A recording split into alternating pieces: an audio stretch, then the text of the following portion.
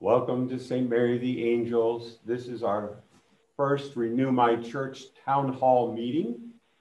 And, you know, we want to keep our focus today on carrying out the mission of the church, the mission of Jesus Christ. This is not going to be about talking, well, we're going to mention things about closings, but the purpose of this is always about mission. So to begin our meeting today, I thought we would say the Renew My Church, our parish prayer to St. Joseph. Many of you have this St. Joseph prayer card. If not, next time you're at church, at Mass, try to pick one up because we have them and it's something that we've been praying here as a leadership team, and I want to pray it together with you now. St. Joseph, protector and provider of God's family on earth, we, the people of St. Mary, the angels, pray for your leadership and guidance to bring Jesus Christ into the lives of our family, friends, neighbors, and all people of Chicago. Instill in each one of us the same faith, hope, and profound love for Jesus and Mary that characterized your life. Renew our parish as a bright and cheerful home so as to fill our city and our age with the light of faith and the radiance of Christ's love. Amen. St. Joseph, our Father and Lord, pray for us. So I want to begin the meeting with a warning. I know this is a little bit shocking sometimes, this look, but the fact is there are some statistics in this presentation that are going to be a little bit alarming. Many of you already know what those are. You've seen them before, or you've heard reports about them, but we're going to go over them. But our goal is not to be defeatist. Our goal is to take those statistics and position ourselves so that we can reverse those trends and we can really carry out the mandate of Jesus Christ. Now I'd like to have us look at the Renew My Church video that Cardinal Supich and his team put together, just explaining this process that we are going through so that you get an idea what we're trying to accomplish both at this meeting today as well as in the meetings that will come about in the subsequent weeks. Renewal is a process. It requires envisioning, planning, and new methods and new means to bring Jesus to today's world around us. To begin to revitalize our parishes and schools, it is essential that we take an honest look at changing demographics, the conditions of our buildings, the state of our human and financial resources, and ask, how can we best steward our resources and structure our parishes and schools to create future vitality and sustainability to carry out the mission of Jesus? Answering this question requires we first identify the strengths and opportunities of our parishes and schools within our grouping. Your grouping feedback and discernment team has been learning about the ministries and events in your grouping's parishes and schools and how they contribute to your community. Another step to discern mission vitality and sustainability is to study demographics, sacramental and financial trends, and capital needs. Here are some examples of what your grouping feedback and discernment team has been asked to consider in their conversations. U.S. Catholic Church mass attendance and sacramental participation. Archdiocese of Chicago mass attendance, sacramental participation, and priest availability. Significant population and ethnic demographic changes in your grouping. Your parish's mass attendance and sacramental trends. Your church and school financial operations, school and religious education enrollments, and building conditions and affordability. Tonight, you'll receive a handout that captures the U.S. and archdiocesan trends, as well as similar trends and key considerations for your grouping and for your parish and school, including significant population and ethnic demographic changes, your parish's mass attendance, sacramental trends, your church and school finances, and building conditions and affordability. Discerning vitality and sustainability for ministry is just one of a multitude of Renew My Church initiatives. It is challenging work, yet essential to tending to our three mission imperatives: making disciples, building communities, and inspiring witness. Cardinal Supich asks us to discern and plan, staying focused on the church's mission and prayerful in our discernment. We go forth with the assurance of God's Holy Spirit accompanying us on this journey. Let us continue to hold each other in prayer as we explore ways we can create the best collaboration and structuring of our parishes and schools that will breathe renewed life into our grouping and best serve all the souls in our grouping. The Renew My Church has three mission imperatives: to make disciples, which is going to be focused mostly on evangelization and formation, and on Cardinal Supich has asked us to take up the work of Building Renew My Church. communities is a second mission imperative. So parish and school vitality, keeping our parishes and our schools alive and effective. And then inspiring witness, that it's about faith in action and engaging society and Christianizing society from within. St. Mary of the Angels, we created our own mission statement very early on during this Renew My Church process. When we got our leadership team, our core leadership team together, we came up with this mission statement. And let me read it now so that you realize what we're trying to do through all this process.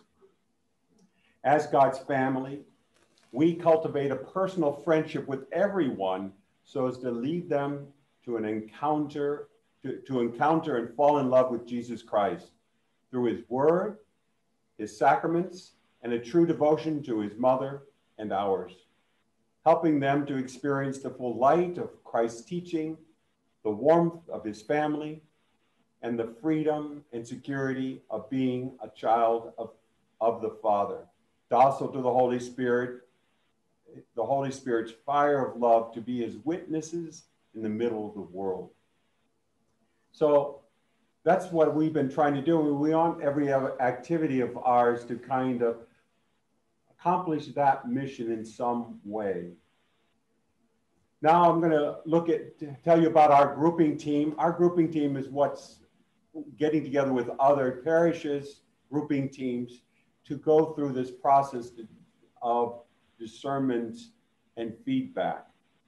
Of course, Father Hilary is on this team. The pastor and the associate pastor are meant to be part of this team. We have Beth Dolak, who is our principal, and with her, Heather Krasik represents the school. She's not with us today. We have Martha Jaime.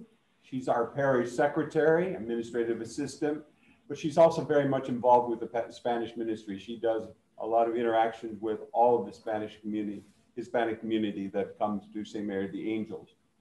We have Chip Mullaney, who's online, zooming in with us, and Bill Kipp, who's going to be with us, pre-recorded, but he's also, Chip Mullaney represents Midtown and Metro, which is a social justice ministry that's has been very much associated with St. Mary of the Angels for the last 30 years, more or less. And Bill Kipp is Opus Dei's representative to this team, and being able to let us know what the influence of Opus Dei on the parish and that interaction that takes place between us and Opus Dei. He'll get more into that in his presentation. One of the things that keeps coming up is scenarios. What is a scenario and how that can, is going to impact us? What we're looking at are possible ways the possibility of a new parish structure in a grouping that better enables the church's mission to make disciples, build communities, and inspire witness. So in a scenario, parish may remain as it is. And some of the grouping decisions have had that as part of their final decision. It can unite with another parish with all buildings remaining open, which can happen. Or it can unite with another parish, and some of those buildings will close. For, again, it's about mission vitality. We invited you to be part of this meeting today because your feedback is important. You can put that feedback to us in many ways. We are interested in what you think our parish strengths are. What are the challenges to our parish? And challenges may not be just weaknesses that we have, but challenges in the world around us that we need to face so that we can accomplish our mission. Challenges in the area. And then concerns that you might have, because it's important that we address those concerns as we're moving forward. Because if we don't, then they're going to eat away at us and make it hard for us to really accomplish the feedback and discernment that we're called to do. Many ways to do it. You can email us, email info@sma-church.org. You can take our survey. We're going to come up with new surveys and probably use the same link as we come up with new surveys, but give us your feedback. Or in the chat in the Zoom today, you can give us feedback and we'll try to address those concerns at that time. Now, I'm going to hand it over to Chip Mullaney, and he's going to go over some of the current reality in the United States and in Chicago that are going to be some of those alarming statistics that I warned you about earlier. Thank you, Father John, and good afternoon, everyone. First, if I may, two quick preliminary comments. One, I remember reading a biography of General George Marshall, head of the Joint Chiefs of Staff during World War II. And he said repeatedly, as they were dealing with some of their most complicated situations, like the invasion of North Africa or Italy or D-Day, he said, look, don't fight the problem. Don't fight the issue. Understand them and then deal with them constructively. And that's what we're going to do today. The second observation is St. Mary the Angels has been here before under much more drastic circumstances. I don't know how many may remember, but back in 1988, the church was closed because it wasn't safe. And in the 80s, Cardinal Bernardine led a restructuring, if you will, of the parishes in the city of Chicago. And for a while, the future of St. Mary the Angels was very much in doubt. But in 1992, the church was reopened. The parish was staffed and with priests from Opus Dei. And it's been a wonderful success story ever since. So some of the statistics I'm about to get into are drastic, but before Father Hilary gives you more specifics about St. Mary the Angels, I just want to say St. Mary the Angels is by and large a healthy parish. Turning to the next slide, why structural renewal? Well, Father John sort of touched on it. There have been demographic shifts in where people live. There are fewer people going to church, you know that. There are fewer disciples, and we have fewer priests in the archdiocese. Bishop Barron, you may know him from any one of a number of contacts. He says the fastest growing religion in America is none, no religion. And that demographically is just a statistic that we're living with. So the chart there shows you what are the changes in the October count, the average number of people attending weekend mass in Chicago as an archdiocese. This isn't St. Mary the Angels, this is just the archdiocese. And since 1990 to 2018, before COVID, take note, before COVID, we had a fall off of a decline of 35% in the October count. The next slide breaks down a decline in the October account from 2006 again to 2018, pre-COVID, and it does it by language. And you'll see that the largest fall off is in the English speakers. They've declined over that period of time, some 30%. Overall, as a composite, the decline in that time period is 23% in terms of the October count. The next slide indicates the size of parishes. And this is a very important slide to understand. So let's go at it carefully. The Archdiocese has determined that to be a self-sustaining viable parish, or critical mass, as they might say if you're studying physics, to have critical mass, the October count needs to be 800 or above. And St. Mary of the Angels, we're above that. But many parishes are not. And indeed, 45% of the parishes in the Archdiocese are below 800. 45%. 151 parishes. So these are the facts that we need to understand, and we need to deal with that fact, because as the Archdiocese looks at making sure that we are able to be vital and maintain our parishes well and staff them well, one fact staring at us is that 45% of the parishes have less than adequate mass attendance to be self-sustaining currently. And this again is before COVID. Moving to the next slide. Beyond the fall off in mass attendance, the number of priests available in the Archdiocese has declined and will accelerate a decline quite rapidly in the next 2 decades, as you see the age distribution of the current priests.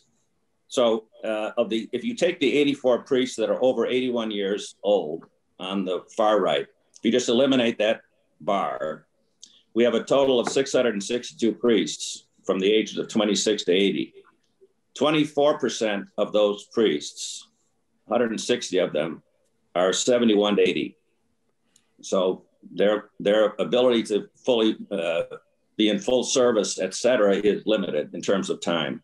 Another 25% are 61 to 70. The Archdiocese ordains new priests currently at the rate of 6 to 7 a year. So the ability of the Archdiocese to have a priest at a parish is a function of how many priests do we have that are available and able. And that number is going to decrease markedly over the next decade and the next decade after that. And that is just a simple fact. That's part of the current situation that we have to understand and then deal with it. The final slide summarizes staffing at the various parishes within the Archdiocese. And as you can see from it, the red pie slice there, 40% of the parishes have 0 full-time ministry staff. 40%, another 25% only have 1. So as you think about a parish and vital ministry out of a parish and the number of mass going people in that parish, at the size of that parish, et cetera, you see the various issues that Renew My Church needs to deal with and deal with constructively. So that's the Archdiocese statistics in large. And let me now turn it over to Father Hillary, who's going to talk about the statistics at St. Mary of the Angels. Father Hillary? Now Father Hillary's coming up to tell us a little bit about the current reality here in Bucktown, Wicker Park, that portion of Chicago where St. Mary of the Angels is actively, where our boundaries are and where we're actively doing ministry.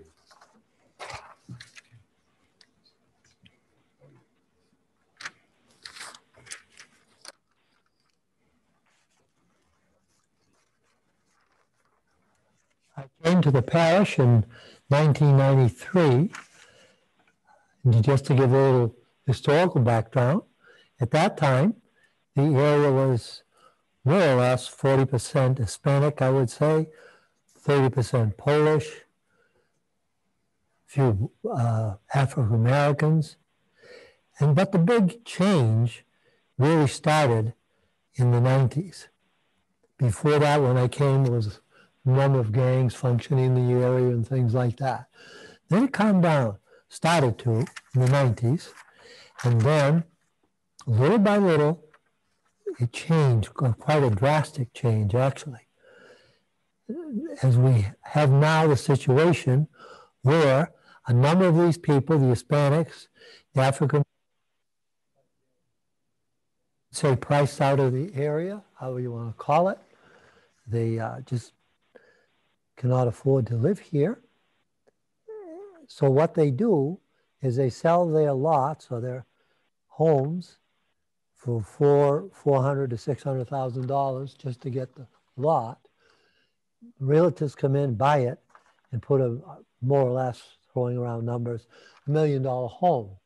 So these people put $200,000 in the bank and move to another place and buy another house. So it's very profitable for them to move from here. Because many of them, Hispanics, were almost all Catholics, as were the Polish people too. So what happened then was that we had a number coming in. First, Rudy brought this fact up, which I thought was quite interesting. Until 2010, more or less, these are not exact numbers, but that people were coming in, and I did hear that in conversations and things, they would come in, buy a home, keep it for 2 or 3 years. They didn't want to stay. As the real estate went up, they'd sell the home. So it was just a moneymaker for 2 or 3 years. Then that's changed now. I suppose there's some of that going on, but I don't think too much, really. The people are more stable.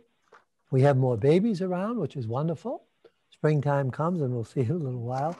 Babies all over the place, which is a great thing. Of course, still, we still have a number of dogs, but the babies are growing fast. They've outnumbered. Now they dominate the neighborhood. It's kind of funny. I was walking down the sidewalk the other day in the spring. The lady has a dog on a leash and a baby in the carriage. It takes the whole sidewalk. I said, lady, give me a little room on the sidewalk. So this is what's happening. It's very positive. We got a number of kids coming, and of course that affects the school, that they're staying here. Beth will talk about that. But now they're staying here more. What does happen though still is that when they get a little older, these people, most of them grew up in the suburbs, back to the suburbs. They're a little, that doesn't happen all the time, but it does happen. So this is a situation we're in now. Many of the families we know are not Catholic, good people. Some are Catholic. It's hard to find out who is Catholic if they're not coming to the school. The school is a big help in that. But if they're not coming to the school, we don't know them. They don't come to the parish. They don't register. So we've got to get them somehow into the church. This is what we were talking about, the evangelization. And these slides really speak for themselves. You take a quick look at those. It just gives you a feel for what's going on, okay? So God knows where we're headed. We don't. We're working at it. So God He's guiding us along the way, okay? So that's the thing. Thank you.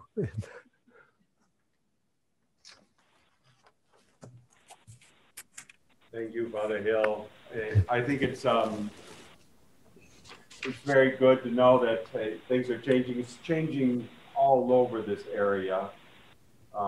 In the northwest corridor of Milwaukee is seeing a lot of changes. I think we saw it before most of these other parishes, but they're seeing it too. Now we're going to look at our more current reality in terms of St. Mary of the Angels itself and what the numbers that we have here. And the first slide is the number of mass goers.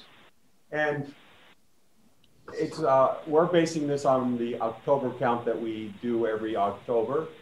And the interesting thing is about this is that our trend is almost identical to the archdiocese, the numbers, percentage-wise. Each year is a little bit erratic in there. It's not a smooth trend like the archdiocese because a lot depends on what's going on in traffic and all sorts of things. But it does, and family activities, but it does show that downward trend. The top graph is the totals, the red. The green is the English speaking, which is more erratic than the rest, because they're more active, I think, in different activities. And then we have the purple, which is the Hispanic numbers, and the blue, which is the Polish. And that's where we've had the greatest drop off. Perhaps you don't see it because of the percentages, but it went from a high of about 350 down to about 80 in 2019.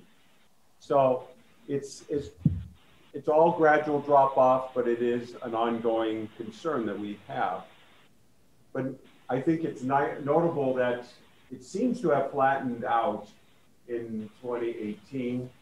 And that's after a year of our leadership team really taking stock of these numbers and trying to do something about it. Our financial numbers, I think, are something that, is a concern. Prior to the leadership team being formed, we had a loss at St. Mary the Angels. Not a big one, operating loss, but it was. This last year, even with COVID-19, that has turned around. See, there I point to it in COVID-19 year, we had a operating surplus of $260,000. We've been doing ongoing capital work here at St. Mary the Angels, and where those numbers is the extraordinary capital expenditures. I think that's important for us to keep in mind that we're not resting, waiting for things to happen with the Renew My Church. We've been working on getting our building in a better shape than it was before. Just a look at a little bit, what are we doing about the numbers, how we've responded. We did form the leadership team with the help of the Archdiocese in October 2018. So that's 2.5 years ago. And we did training with them, and we started operating right away, but we started the training with the Archdiocese to get that team really operating strongly. Then we began several initiatives in the parish to leverage our strengths, and we see our strengths being sacraments. So what have we been doing?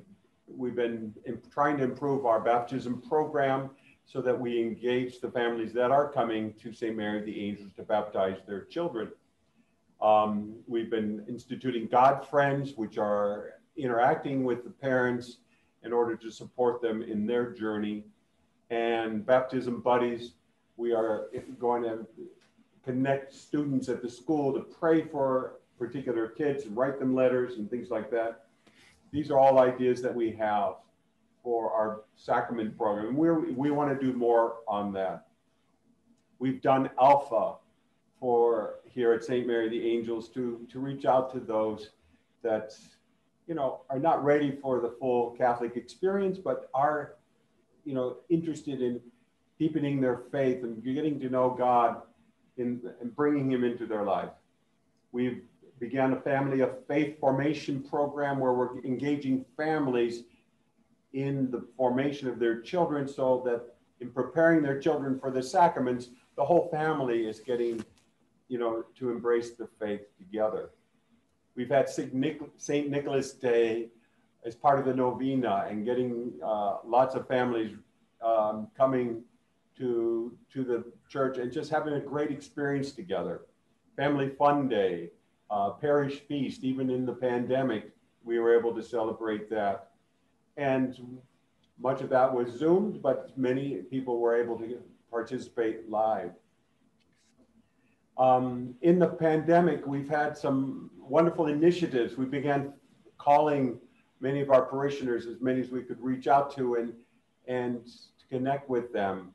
We've collected food for pantries and those that had need. We used got bottles so that we put holy water in them and distribute those to people. Even with the doors closed to the church, we would put them on the porch and people would come and gather them so that they still kept that connection with the church. We new electronic giving system so that we could engage people better and that they could easily give financially to the church. We've created a hospitality committee where those greeters that are welcoming people to Mass and helping them to enter the church in a safe manner during the pandemic are learning how to really be welcoming and making people feel at home when they come to St. Mary of the Angels. We hope that negative trend has stopped here at St. Mary of the Angels, and we're going to start going upward in our trends.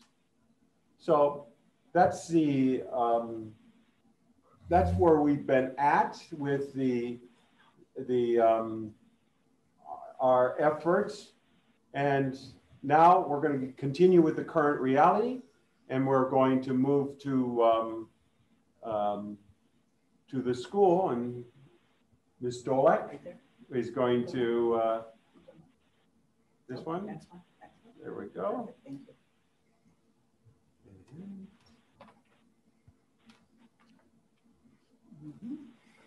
Allah.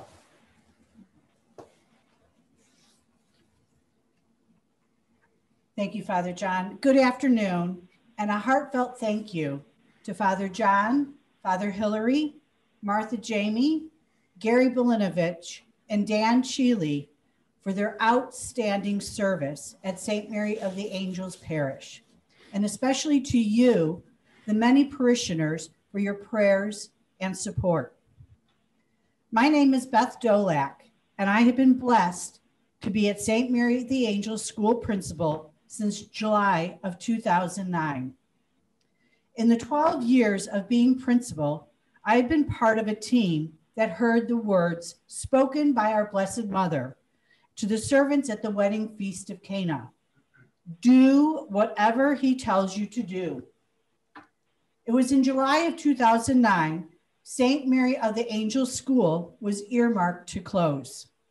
It was due to the severe financial deficits for many consecutive years and to very low enrollment of 100 students, preschool through 8th grade.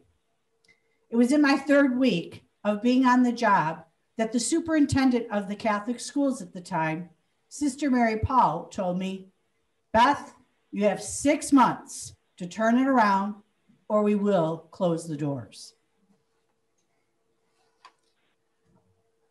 Do whatever he tells you to do. Just as the servants at the wedding feast of Cana filled the huge jars to the brim, it was through the generous spirit, prayers, sacrifice, fortitude, and love of many that today St. Mary of the Angels School from 2009 to 2016 increased its enrollment by 145%, representing the beautiful diversity of our Catholic Church, with families and children of Hispanic, Caucasian, and mixed races. The deficit has been reduced by $400,000 and the expansion of grade levels and classroom sizes. Do whatever he tells you to do. In 2019, St. Mary of the Angels School was the first in the history of the Archdiocese of Chicago to be chosen as the National School of Character, one of 3 in the state of Illinois. Generous donors from St. Mary of the Angels Church and the school have given over $450,000 in 3 consecutive years to the tax credit scholarship, which provides the opportunity for many children to receive the education and formation of St. Mary of the Angels. Faculty have transformed classroom instruction and analyzed data, resulting in the standardized test scores exceeding local and national standards. Alum have been honored and by prestigious scholarships, such as the Daniel Murphy and Evans. When you enter St. Mary the Angels School, you are welcomed into a family and you enter into a home. The SMA motto, "Children do not join SMA, families do," is seen through parents' strong and active involvement. Creating a parent school association and ambassadors fosters and strengthens our family spirit and bonds at SMA. There are many events and activities for families to do together. Family friendships are formed, and children are given love and feel the security of close relationships. This hallmark of St. Mary of the Angels School is flipping a long-standing trend. Families from CPS are now transferring to SMA. 63% of new students this school year are former CPS students. St. Mary the Angels School fosters the culture of freedom by recognizing that the dignity of the person is based on being created equal by God. At St. Mary the Angels School, students cultivate their intellectual, moral, and spiritual talents so that they will be respectful, generous, and loyal friends, and have the courage to live their Catholic faith among peers in service to God, family, and country. These qualities are the foundation of the pedagogical approach of education at St. Mary the Angels, that every graduate is on the path to be a person of others. Through goal-oriented responsibility, social emotional learning, critical thinking skills, development of world language skills such as Latin and Spanish, and high school preparation, graduates of St. Mary the Angels matriculate to the top-notch Catholic high schools, such as Fenwick, Loyola Academy, Northridge Prep, St. Ignatius, Willows, DePaul College Prep, St. Patrick's, Mount Carmel, and Trinity. Do whatever he tells you to do. Our highest priority at St. Mary the Angels School is Catholic identity. We see each child as a unique gift.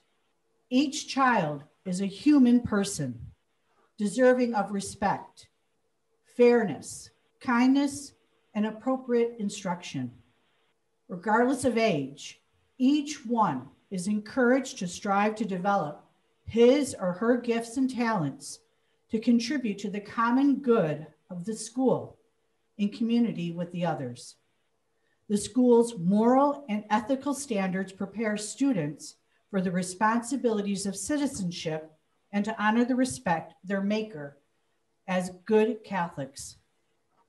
Emphasis is placed on teaching the truth and experiencing the beauty of the traditions of our Catholic faith. The involvement of the priests of St. Mary the Angels, Father John and Father Hilary, in sacramental preparation, church chats, weekly mass and confession, as well as monthly adoration and benediction. Every child at St. Mary the Angels, from preschool to 8th grade, experiences the richness of the faith and its beauty. Whatever is true, whatever is honorable, whatever is just, whatever is pure, whatever is lovely, whatever is gracious, if there is any excellence, if there is anything worthy of praise, think about these things. St. Mary the Angels School's Virtue of the Month program is designed to assist parents in their children's character development. The program's purpose is to focus on one virtue that is communicated to the students through examples of their parents and teachers, lessons, and positive reinforcement of behaviors that exemplify the virtue. Throughout the month, faculty members integrate the month's virtue into the daily lessons and incorporate the theme into the daily program. At St. Mary of the Angels School, our ideal is that our students be today's good citizens of the family, community, and church, and tomorrow's good spouse, parents, friend, leaders, and saints. Thank you very much, Beth. That was very good. By the way, how many students do we have in our school right now? 245. 245. So that's just a sign that we're going in the right direction, and a direction that we want to continue. Now we're going to listen to Bill Kipp, and he's going to explain to us a little bit about how Opus Dei impacts the St. Mary of the Angels. As we begin the Renew My Church process, and we hear the negative trends, fewer people going to Mass, people being confirmed and then not practicing, we have to ask ourselves, how do we in the Bucktown, Wicker Park areas address these concerns effectively? How do we organize ourselves so that we can more effectively spread the gospel and stop these trends, reverse these trends? That's the goal. Bring more people back to Mass, help people get closer to God. And to do this, the grouping teams met a week ago and thought about what are our strengths at each of the 4 parishes: St. John Birchman, St. Hedwig, St. Aloysius, St. Mary of the Angels. Each of us identified our own strengths and our own weaknesses and set them out in writing so that we could think as a group, how do we capitalize on our strengths? How do we maybe minimize our weaknesses? So I wanted to share with you is what each parish saw as its own strengths and its own weaknesses. So you can see here, we're going to start here with, I'm going to go to St. John Birchman's, and it has a map here because one of the things we have to consider is location. It might be that 2 parishes appear to work well together because their strengths and weaknesses, you might say, complement each other. And we might say, oh, that's an interesting match. But geographically, they're not close to each other, and so it'd be complicated. So I'll keep the map with every parish. I'm going to leave the map there, and every time I go through the strengths and weaknesses of each parish. So let's start with St. John Birchman. St. John saw its strengths as a well-integrated parish school. They have a wonderful school. They have a strong sacramental life, and they have generous giving, people giving time, talent, and treasure. Some of the challenges are the Spanish-English divide in the parish, the improvements needed in the parish, in the school. I think specifically they have 2 school buildings that are not connected, and they saw that as a negative. And the capital repairs that are needed, the maintenance that needs to be done, 50-year-old buildings, and so a lot of work needs to be done, and they saw that as one of their challenges. Let's go over to St. Hedwig's. You can see where St. Hedwig's is in relation to St. Mary of the Angels, a little north, a little west. St. Hedwig's saw its strengths as cultural diversity in the parishioners and in the ministries and the devotions. They also saw their parishioners as being very generous in time, talent, and treasure. They realized they have a beautiful church with great capacity. And they also noted that they have 3 permanent deacons and more on the way. And so that's a sign of real life in the parish and a sign of just a number of people who can help. Some of their challenges are young adult evangelization. One of their challenges they saw is in marketing the parish. And they have this beautiful church, but maybe it could be utilized more. And thirdly, finding or building bridges between the people in the different parish ministries. Let's move over here to St. Aloysius. They saw their strengths as having a strong Latino ministry. In fact, they saw the Latino ministry as being the largest part of their parish, the most active part of their parish. They see a strength in their new Monsignor Teal Center. It's a wonderful facility. It can be used for many activities. They also saw strength in their social outreach, their service to the poor, to the hungry, the food pantry they have. And finally, in the support they get from the Knights of Columbus. Some of the challenges they saw were the large number of older adults in the parish and some of them moving further away, so that it's harder for them to be engaged in the parish. They see the gentrification as a challenge because many of the new families moving in are not Catholic. They see few young adults and teens in the parish, and they see few volunteers. Let's move here to St. Mary of the Angels. We see our strengths as having a large number of sacraments being offered, in the number of confessions, the number of baptisms, the number of weddings. We see an asset in the many young families we have coming to Mass. We see strength in our school, as we heard. Our school is doing very well, and the numbers are growing. And we also see strength in our connection to the Midtown educational program, which is geographically very close to us. It's independent from us, but yet it's an opportunity for all parishioners to practice social services. And finally, we see a strength in our excellent location for new growth, because we are seeing a lot of new families come in and young families come in. And we see that as a very positive thing. Some of our challenges are the small staff we have for the amount of work we need to do, the integration of the school families into our parish. There's a number of families in the school, but they don't come to the parish. And also our operating budget. Our revenue is going up, but expenses are high. And so we need to address that. So those are some of our strengths, some of our weaknesses. Again, what we want to think about and what we need your feedback as a grouping team. We need to hear from you. What do you see is a possible way we can organize things so to better effective evangelize in this area? And it's not an answer we have to give today.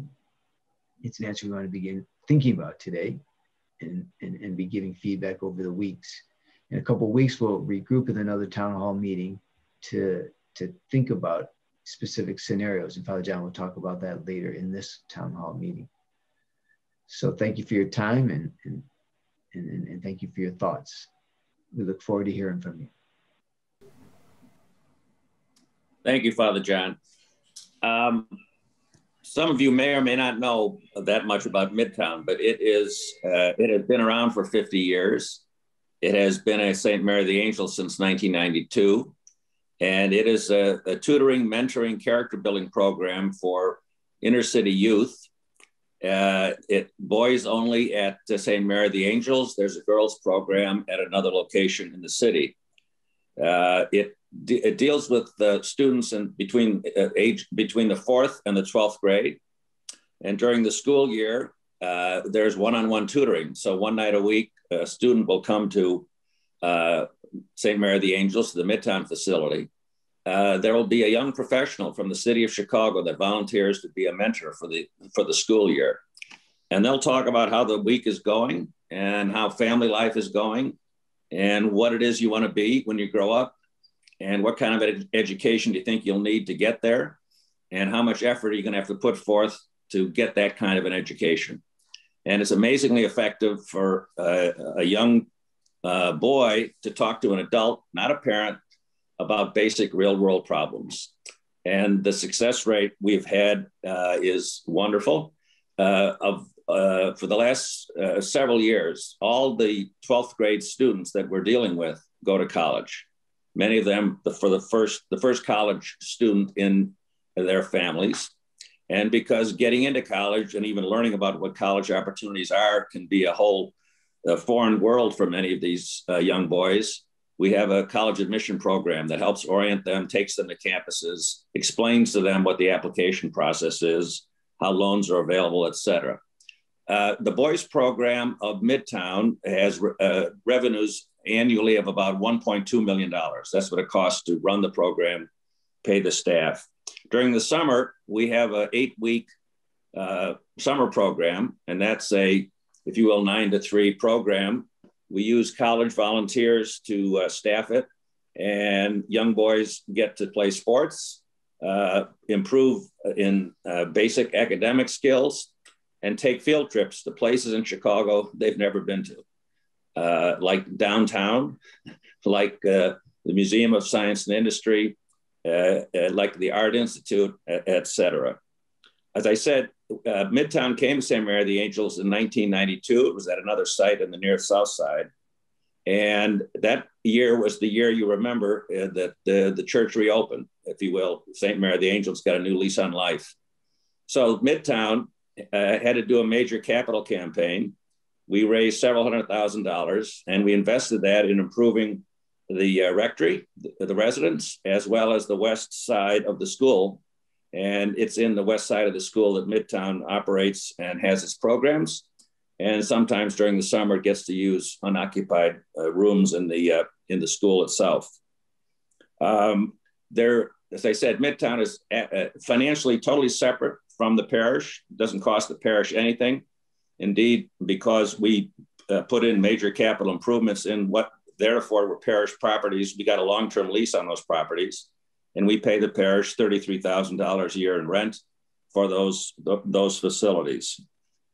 Some of the people in the program are students at St. Mary of the Angels School, and the young volunteers that come to help, the one-on-one tutoring, the young professionals, get to know about the parish. So it's a great advertisement for St. Mary of the Angels Parish. It introduces people to it that otherwise might not have occasion to see that.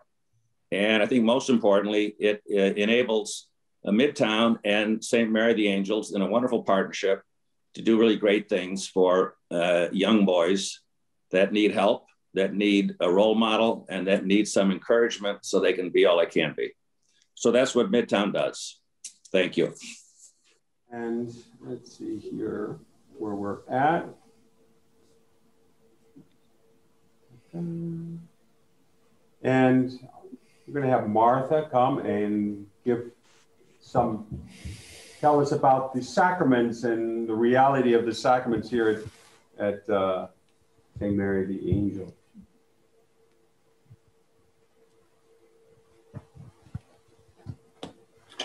Thank you, Father John. Will. Yes. Okay.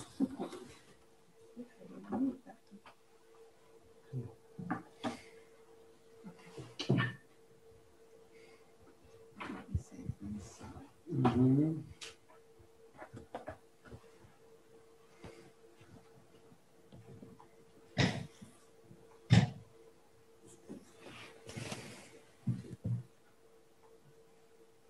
Okay, good afternoon, good afternoon. Sorry about that, I have to close all these windows. I'm pretty sure most of you already know me. My name is Martha Jamie or Martha Jaime. I work in the office as a secretary and also with weddings and with everything that comes, even hospitality if needed. I started working at St. Maria of the Angels in 2001. Okay, so it's been 20 years already.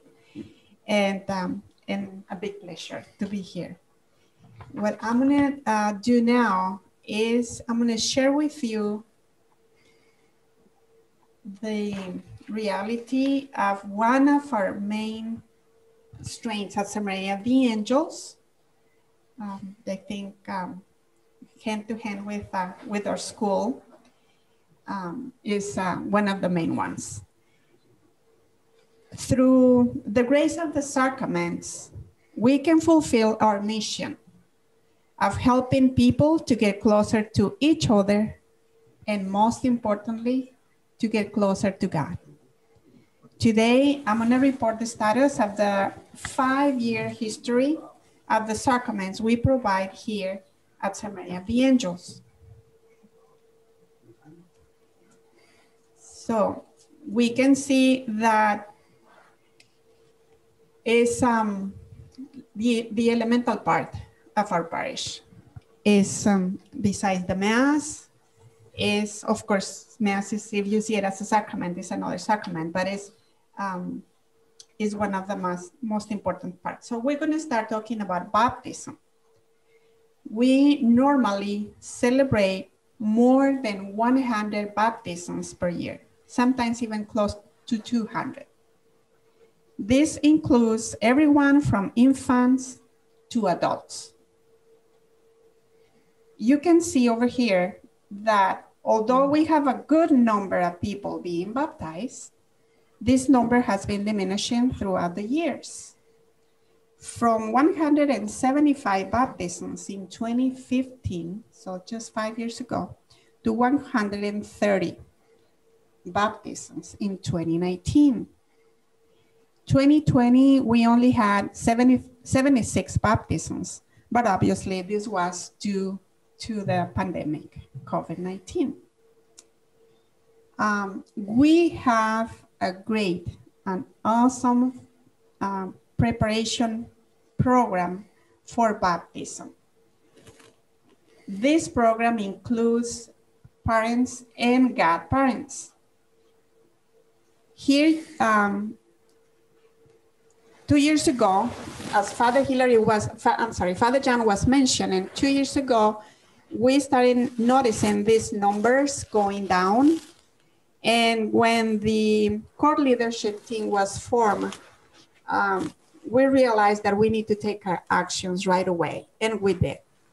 Father John already mentioned that we updated some of our programs, like for example, our baptismal preparation for parents and godparents was updated. We added, we have a great addition of God Friends, which is a group of volunteers that keep close contact with parents and godparents before, during, and after receiving the sacrament of baptism, supporting them with any questions they may have while helping them to maintain close contact with our parish. These are the different programs we have for also preparing our older children for receiving the baptism. The first one we have is our Family of Faith program, formerly known as CCD, or Religious Education. This program, a Family of Faith, stresses the importance of involving the entire family in the supporting and education of the student. The big change we had that instead of having the students in the classroom, now we work directly with the parents. Also, trying to respond that we noticed that the kids getting to the adult age, 18, 21, they start practicing the faith. So many times is because of the faith not being practiced at home, or because they go away from home and they receive influence from other people. So we saw how one of the main changes that can help us is working with the parents directly, and the parents forming their own children. In this way, the children don't only hear a lesson, but see it with mom and dad at home, trying to give more basis to our children. Another source of formation we have, of course, Beth already mentioned, is our elementary school. Our school prepares the students for sacraments and baptism, one of them. We receive and enroll both Catholic and non-Catholic families. Approximately 2 or 3 students are baptized each year from our elementary school curriculum. We also have a great RCIA program that offers preparation to welcome non-Catholics into the Catholic Church. At times, this also includes Catholics who want to deepen their knowledge in our faith or receive a sacrament they are missing. So these are the most important formation programs we have in the parish. So we're going to move on now to First Communion and Confirmation. Our Family of Faith program also includes the preparation to receive these two sacraments. As I explained now, they're being done at home through their parents. Every year, approximately 65 people receive the sacrament of First Communion. You can see how is also decreased. Okay, you can see the chart, like Father Hilary says, it speaks by itself. And confirmation, also, you can see a big like jump because we changed our confirmation program. That's why it looked like this bad that it went so down. Because instead of having confirmations in the month of May, we moved them to the month of November. And then COVID came, so we didn't have anybody in that year. So that's why we have this big jump in the sacraments. So, but more or less, 65 people receive sacrament of First Communion, and about 80 receive the sacrament of confirmation every year. Most of them are teens, but also we receive adults from our RCIA program. The sacrament of reconciliation or confession is also included in this preparation. Once this sacrament is received, we offer plenty opportunities to receive the sacrament of reconciliation here at St. Mary of the Angels. I think that is one of our main strengths too. We have more priests available and more time for confessions than any other average parish. Our priests also offer spiritual direction, helping us to grow and deepen in our faith. Now, the next sacrament we have is matrimony. We have a solid marriage preparation program that involves topics like marriage and the Christian way, moral dimensions of marriage, understanding and communicating with each other, just to name a few. Okay, so we have over 60 couples are married each year at St. Mary of the Angels. Our beautiful church attracts people from around the country, which give us a great opportunity for evangelization.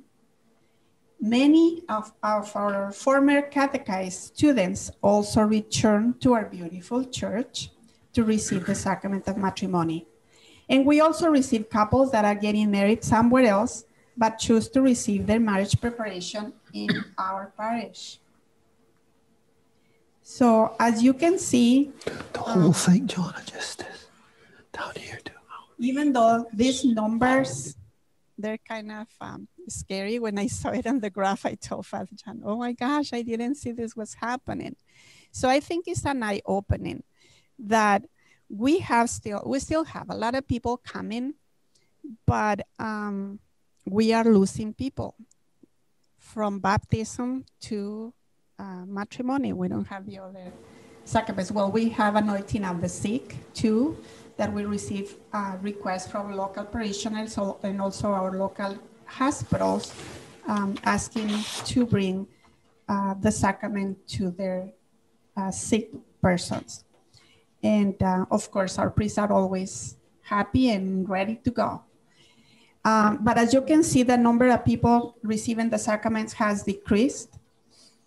But the overall trajectory cannot be ignored. Okay, so it's going down. As you can see, it's going down. But that's why we began already implementing new programs and trying to change this trend. But there's still much that we need to do, a lot.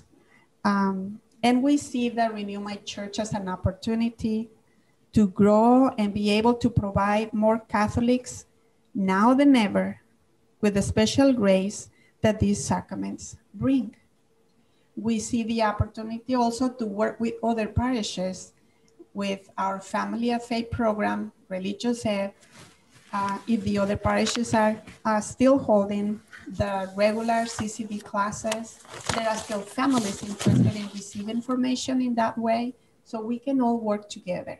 So this is like a teamwork call. That's the way I see it. Thank you. Thank you, Martha. Can you hear me? Can people hear me? Yes. Okay.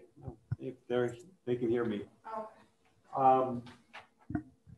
I think we're going to, our whole idea was first to present the reality of St. Mary, the angels, and then to give the reality of our local parishes in our grouping.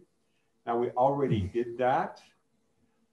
We could play that video again, but I don't think we want to. This is being recorded, so you can go through it again. But in the meantime, I think now is a good time to start responding to people's questions and concerns. And one that's very general, and I'm going to just share it. This is what you have shared with us. He says, it has to do with change.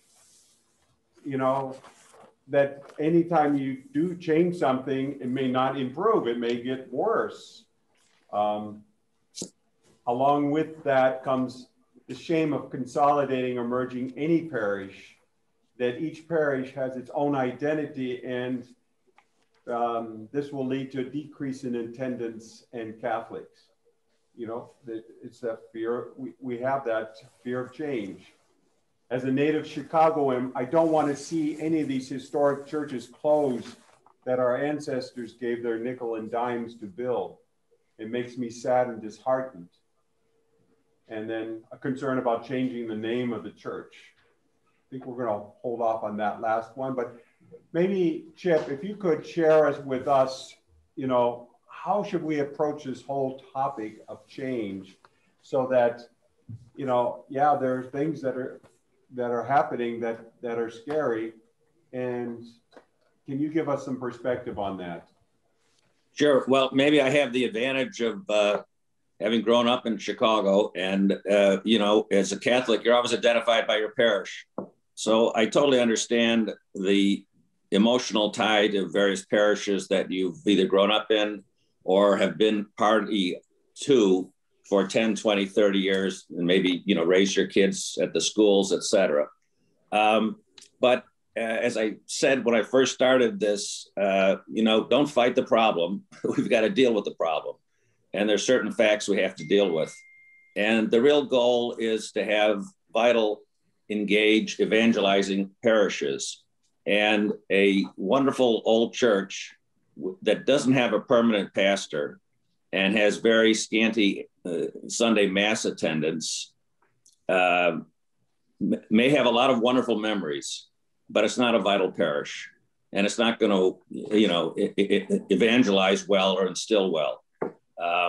And what our goal is, obviously, by this process is to make sure that the parishes that remain are staffed by a priest, ideally in residence, obviously, and that there's critical mass in terms of people in attendance, enough of somewhat of a parish staff to help do other things, and to be a vital parish, as opposed to, if you will, just sort of a nostalgic hanging on, because we all have wonderful memories.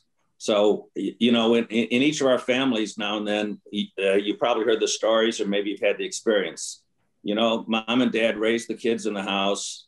They got 3 floors. They're in their 80s, and they're not very good on the stairs anymore.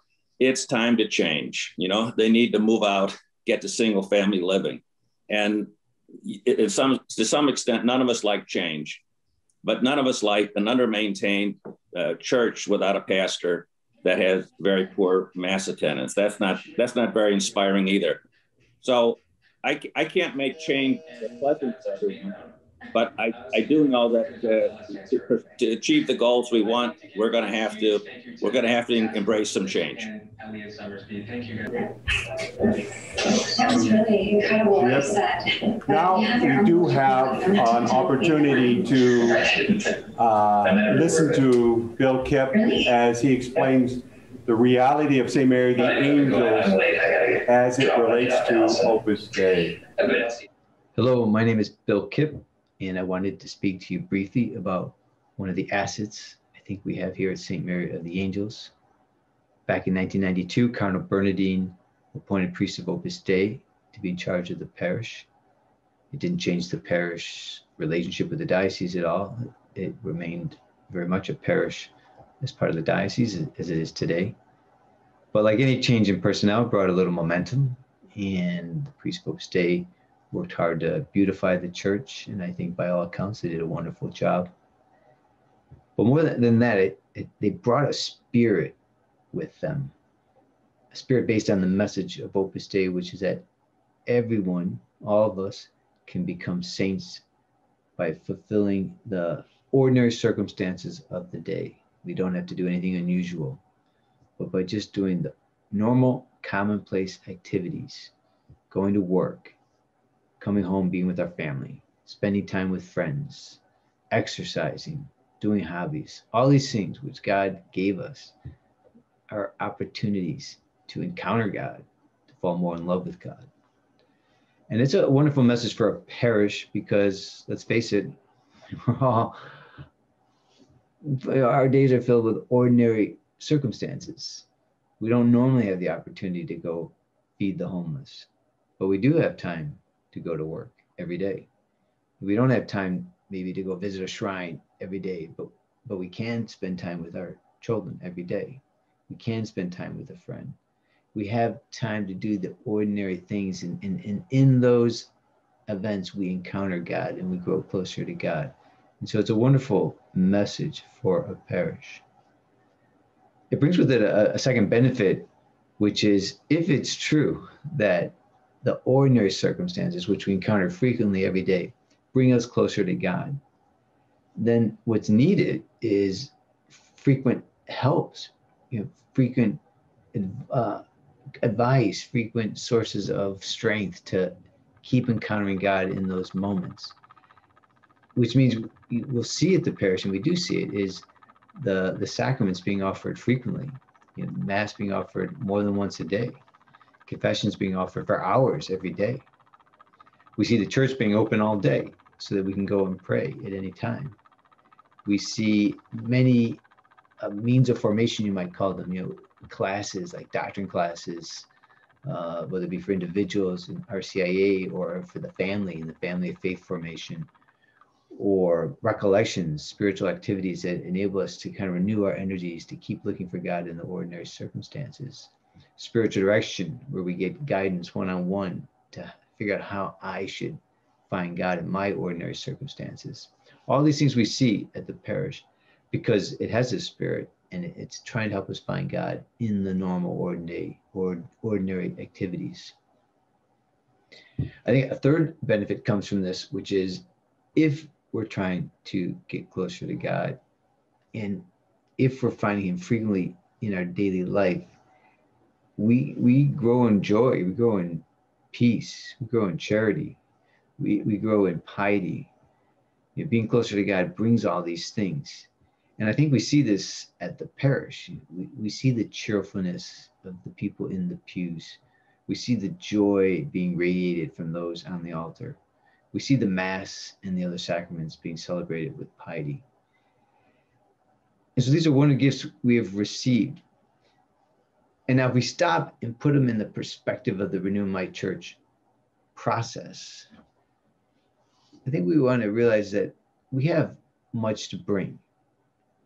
I don't think we want to see the Renew My Church process, as we're hearing earlier today. It's not about closing churches. It's not about protecting our turf. It's not about thinking about what's in it for us. It's about thinking about what we have and we can bring to the church. We can bring to the people around us, and specifically the Wicker Park, Bucktown areas. And I think this is one of the things we can bring, because it might be the things we really like about St. Mary of the Angels, which is the frequent confessions, or the joy we find in people, or the monthly recollections, or the whatever it is that we find very helpful. It's not a question about how do I preserve that for myself, but how do I bring this to the church? Because this message of ordinary sanctity that Opus Dei promotes is not for Opus Dei, it's for the church.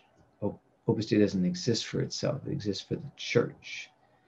And this message of ordinary sanctity has been preached since Vatican II by the whole church, and the church needs this message.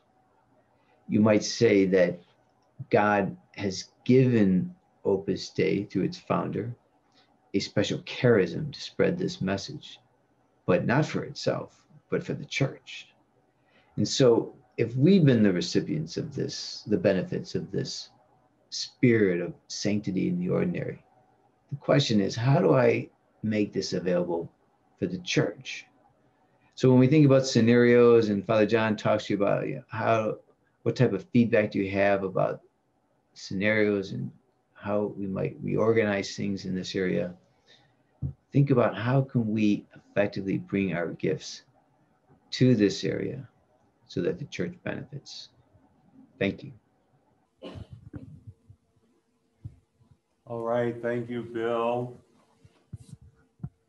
Got a little bit out of order there, but I think that was very helpful.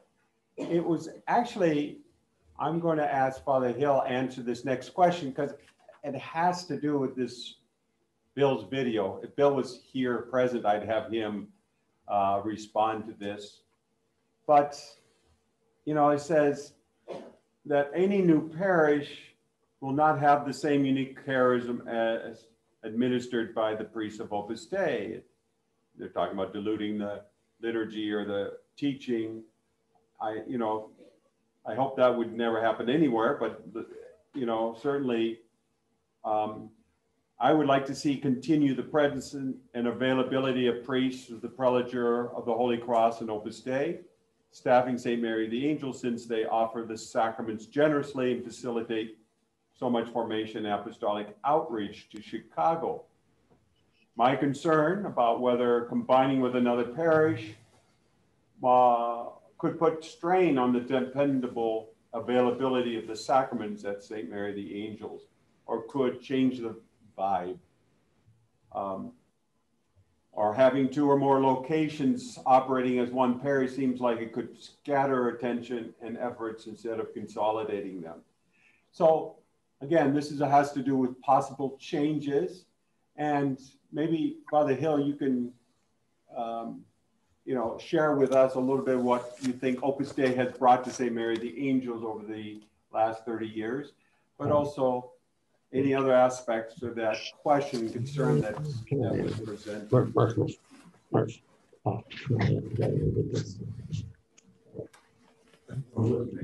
right. Just answer there. Okay. This question, I believe, is a little tricky, but I think it's the fact is that we'll stay involved in things, and it's not clear how many parishes are going to come out of this study. But what I believe is that Opus Dei will be part of that, obviously, and I trust the other parishes too. The priests there, the leadership teams there, all of those things. We're not going to lose the orthodoxy, if you want to call it that, of what we offer. I mean, all of these parishes are good parishes. So they're going to do the same. They'll have this spirit, like the resurrectionists that run St. Higway's. They're run with the spirit of the resurrectionists. Opus Dei is run with the spirit of Opus Dei. But it doesn't change the fundamental truths of how the Mass is said, what catechetics is taken care of. I don't think it will limit in any way a lesson, let's say, the situation in which we are in, because we'll always have St. Mary's. I don't think it's going to be closed, but it isn't really going to change things that much. Hopefully, it's going to strengthen things. It will be involved with other parishes. It will be involved with us. It will be a very good mixture, I believe, to the situation. It's not the idea it's going to be. It won't be a problem. I know that, as far as liturgy goes and things like that. Thank you, Father Hill. Of course, one of the major questions that people are asking is concern about closing this very beautiful church that is so vital and help transform the neighborhood, particularly attractive and vital to young families. I don't think this is a concern, but we don't know exactly what's going to happen, and we have to listen to the Holy Spirit. It's not up to me. It's not up to Father Hill or to the grouping teams of these 4 parishes. It's up to the Cardinal. But at the same time, we have been working hard to keep and meet those criteria we can do that would stay open and to keep growing. And I think that has not been unnoticed in the Archdiocese. And I think, the real focus should not be on the building, but on the souls. Because if we have a beautiful building and nobody's in it, then what's the purpose? It's a museum. But I think we really want to keep focus on the souls, and that's what we've been doing. And we see the building as a great opportunity to connect with souls as well. There are people that have walked into St. Mary of the Angels and noticed the beauty and felt close to God. And that's, I think, something we want to keep going, and I think is going to be part of our future here. I don't see them closing. No indications have been that we're going to close this beautiful church. So, but we keep praying, and we trust God and the Holy Spirit to guide this whole process. With that, people are concerned about closing the school, less so. And I'm going to let Beth Dolak speak to that, if she would, and then tell us a little bit about technology in the school. That was another question that came up about the school. Great. Well, the great news is St. Mary the Angels School is off the table with any type of consolidations, closing, or anything. So the school is untouched. It will remain a parish school. So many schools in the Archdiocese are governed actually by the Archdiocese of Chicago. They're called, and some actually are even now Big Shoulder School. So we've worked very hard. As you heard, we fill those jars to the brim and with lots of prayers and a great team with the priests and the parents and teachers, and the school is going to be untouched. It will remain a parish school. So great news, and thank you again for all those prayers and support that you have given to us to make that happen. In relation to technology, so we have been blessed with every year increasing our technology. It's an old building, so one of the first steps was certainly to update the internet throughout the school building with different type of wiring, as well as access points. And as soon as we got that accomplished, the internet started to, or the capabilities that we needed were no longer there. So we had to revise all of the internet systems again. And then with that, we were adding more and more devices to that. So currently, our students 1st through 8th grade do have an individual Chromebook. We just purchased 35 more.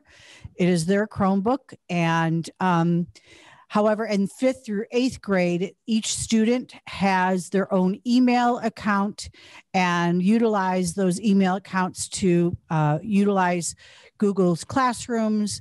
We also have different web-based educational programs that we use, such as iReady and iExcel. But I'm truth be told, I'm going to be honest with you, I still like the good old-fashioned book when it comes to reading, because I do think that having a book in front of you is really, really important as your brain develops. And we still teach cursive. We are one of the few schools that still teaches cursive, and we begin that in 2nd grade. When I heard one of my girlfriends tell me her daughter now is in college, that she did not know how to write a thank you note in cursive, I was appalled. And I said, no way, we are going to continue teaching cursive at St. Mary's. So I guess what you could say is I'm a blend of being definitely forward thinking. Computers and technology are here, but also we have to look at the brain development. And in those early years, screen time should be diminished. And but as we prepare for high school, that's why in middle school, we definitely have the students working on Google Classroom, using Google Documents, Google Sheets, editing. So I hope that answered your question, whoever that was. Thank you very much, Beth. Another question, this has to do with any plans for implement a program for special education for religious ed. We would like that. That's where having more resources would give us more capacity to do some special programs. But I have to let you know that we do have a lot of individuals who volunteer here. And we have taken care of children with special needs on an individual basis for the religious education program. And it's really great to see them at Mass, and to receive those sacraments is really special to see. So we do try to take care of that in the religious education portion. Other questions regarding change. Of course, fewer Mass times, that's what I fear. Quite a few people mentioned that. We have to realize as Mass attendance decreased throughout the Archdiocese, the number of Masses did not. So as we get fewer priests, we can either have priests saying, 8 or 9 Masses every Sunday, or we can decrease the Masses and try to find. But if the reality is within 2 miles of St. Mary the Angels, there are 19 other Catholic churches, I think we can find a Mass that, we can attend. That being said, we don't have any plans to reduce our Mass times, but, between these parishes, we'll be doing some coordination, I'm sure, to make sure that there are options that are available to people. Fewer confession availability, I don't think we plan on reducing that here or any parish that we're involved in. So, confession is very important, and we will try to continue making that available. Another one is having to do with the Polish language. And, we're feared that shutting out the Polish community completely. We still have a Polish Mass here. St. Hedwig still has a Polish Mass. And we see it as part of our heritage. And we don't want to see that lost in any way. That being said, we have to realize many of our Polish parishioners have moved out of the area. But it was great to see this last Christmas how many people felt. We had almost a full church at the Polish Mass with COVID-19 capacities. And that was very, very heartwarming. And it's great to see that. And I think that's something, we're not going to discard our Polish heritage. I'm going to continue to learn Polish, but I think those major Polish Masses, we're going to try to get a native speaker to do those Masses as much as we can. Yes. Okay. Beth has a She has some Polish roots in her, so. Dobrze, bardzo dobrze, Father. So a great little story about my heritage. I am American Polish, but it was my grandparents that were married here at St. Mary the Angels in 1912, actually in the school building. So my grandparents were married on the second floor of the school, and I will not let the Polish heritage go away.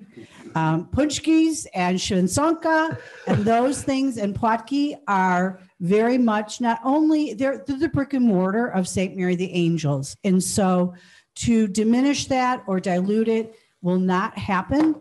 And I would love if we can resurrect some of those traditions because they're so important, not only to St. Mary the Angels, but to keep connecting who we are and certainly to our descendants. So, not going to happen. Well, we've been going for almost 90 minutes and, you know, and we got started a little bit late. So I think it's about time to end. There are other questions and concerns. I'm going to address the one about trust and fear and process in my weekly note coming up for the next week. So that way you will, you know, we can get that answer and hopefully address some major concerns that people may have there. But I thought we would end saying the Memorare, since that's what we've been doing for the last, whatever it is, year and a half or year or so. And I think it's been a very powerful prayer, and we've got people praying thousands every day. Not one person, but, you know, people have committed themselves to pray 1 or 5 or 10 every day for the parish and the Renew My Church process. And I think we have to realize Our Lady is involved in this process too. And I think she has something to say about her church. I just have a hunch. So, but let's pray the Memorare together. Remember, most gracious Virgin Mary, never was it known that anyone like your protection, imploring your help, or sought your intercession, was left unaided. Inspired by this confidence, I fly unto you, Virgin of Virgins, my Mother. To you I come, before you I stand, sinful and sorrowful. O Mother of the Word incarnate, despise not my petitions, but in your mercy hear and answer me. Amen. Just a reminder, you know, send us your feedback as best you can. And I think I had it here.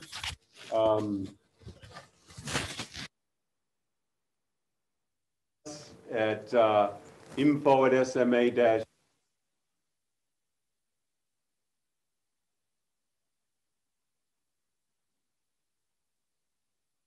you have to take it, and we'll take that feedback into account.